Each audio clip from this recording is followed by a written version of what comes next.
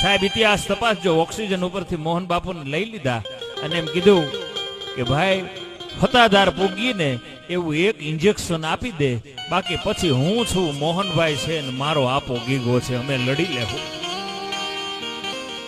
કે બાપુ એકવાર વિચાર કરો કે વિચાર કરીને હતાધારથી આવ્યો છું, હું કહું છું ને મારો ભાઈ છે, એને એક ઇન્જેક્શન એવું આપી દે કે હતાધાર આવી જાય, પછી અમે ત્રણ છીએ. અને સાહેબ ઇતિહાસ સાક્ષી પૂરે કે જ્યાં ઓક્સિજન કાઢ્યા પછી જે આત્મા જીવિત નહોતો રહેવાનો, એ પોતાના મોટા ભાઈ મોહન બાપુને ડોક્ટરે એક ઇન્જેક્શન આપ્યું.